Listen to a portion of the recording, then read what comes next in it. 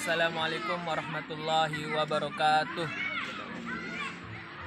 Kami dari kelompok 4 dengan mata kuliah Hukum, Konstitusi dan Lembaga Negara ingin mendiskusikan materi yang kelompok kami dapat tentang wewenang dan fungsi dari pengadilan agama dan pengadilan negeri. Oke, untuk materi pertama, Saudari Cynthia Karina Wulandari, padanya dipersilahkan. Yaitu fungsi dari pengadilan negeri. Untuk melaksanakan tugas pokok yang dimaksud, maka pengadilan negeri mempunyai fungsi antara lain sebagai berikut. Yang pertama, itu fungsi mengadili, yakni menerima, memeriksa, mengadili, dan menyelesaikan perkara-perkara yang menjadi kewenangan pengadilan dalam tingkat pertama. Yang kedua, ada fungsi pembinaan, yakni memberikan pengarahan, bimbingan, dan petunjuk, serta teguran dan peringatan kepada pejabat struktural dan fungsional, serta jajaran staf pengadilan negeri yang berada di bawah binaannya, baik mengenai administrasi teknis, peradilan, maupun administrasi umum dan pembangunan. Yang ketiga, fungsi pengawasan, yakni mengadakan pengawasan melekat atas pelaksanaan tugas dan tingkah laku hakim, panitera, sekretaris, panitera pengganti, dan jurusita atau jurusita pengganti, staf di bawah jajarannya agar peradilan diselenggarakan dengan seksama dan sewajarnya.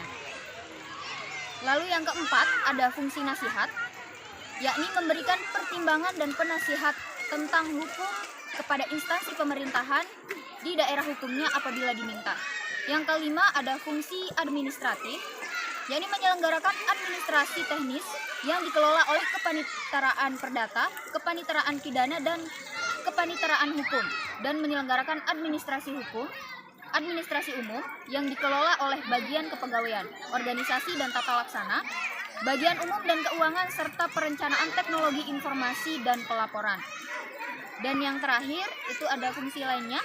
Yang pertama, penyelenggaraan sistem informasi melalui perangkat teknologi informasi berbasis keterbukaan dan transparansi informasi dengan memberikan akses yang seluas-luasnya kepada masyarakat untuk memperoleh berkaitan dengan putusan dan biaya perkara dalam proses persidangan. Ini diambil dari pasal 52A Undang-Undang Nomor 49 Tahun 2009 tentang Peradilan Umum, Undang-Undang Nomor 14 Tahun 2009 tentang Keterbukaan Informasi, dan Surat Keputusan Ketua Mahkamah Agung RI Nomor 1/144-KMA-SK-1/2012 tentang pedoman pelayanan informasi di pengadilan. Yang kedua, penyelenggaraan pemerintahan dan pembangunan yang baik. Ini diambil dari Undang-Undang Nomor 128 Tahun 1999 tentang penyelenggaraan negara yang bersih dan bebas dari korupsi, kolusi, dan nepotisme.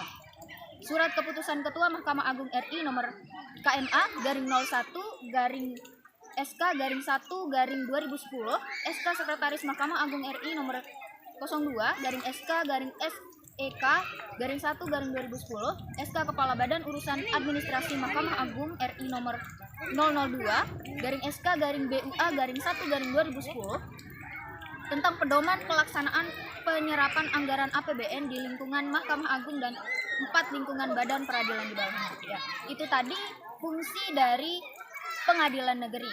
Ya. Oke guys, saya menjelaskan tentang tugas dari Pengadilan Negeri Selong. Yang pertama, tugas pokok. Tugas pokok Pengadilan Negeri Selong sebagai salah satu badan peradilan, pelaksana kekuasaan kehakiman adalah penerima, memeriksa, mengadili, memutuskan, dan menyelesaikan setiap perkara yang diajukan kepada oleh para pencari keadilan sesuai dengan Undang-Undang Nomor 8 tahun 2004 tentang perubahan atas Undang-Undang Nomor 2 tahun 1986 tentang peradilan umum yang terakhir telah diubah dengan Undang-Undang Nomor 14 tahun 2009 beserta penjelasannya. Sekian dari penjelasan saya. Ya, baiklah, itu tadi penyampaian dari Saudari Cynthia Karina Wulandari dan Saudara Dandi Rizky. Selanjutnya yaitu tugas dan wewenang pengadilan agama yang akan disampaikan oleh pemateri selanjutnya. Kami persilahkan. Baik, selanjutnya saya akan menjelaskan tugas daripada pengadilan agama Selong. Berdasarkan Undang-Undang Nomor 3 Tahun 2006, junto Undang-Undang Nomor 50 Tahun 2009 tentang perubahan atas Undang-Undang Nomor 7 tahun 1989 tentang peradilan agama. Pengadilan agama bertugas dan berwenang memeriksa, memutus, dan menyelesaikan perkara di tingkat pertama antara orang-orang beragama Islam di bidang perkawinan, waris, wasiat, hibah, wakaf, zakat, infak, sedekah, dan ekonomi syariah. Selain kewenangan tersebut, dalam pasal 52A Undang-Undang Nomor 3 Tahun 2006 menyebutkan bahwa pengadilan agama memberikan isbat kesaksian ruqyah hilal dan penentuan awal bulan pada tahun Hijriah. Sekian. Baik, saya akan membacakan fungsi pengadilan agama Selong. Pertama, fungsi pengawasan, yaitu mengadakan pengawasan atas pelaksanaan tugas dan tingkah laku hakim.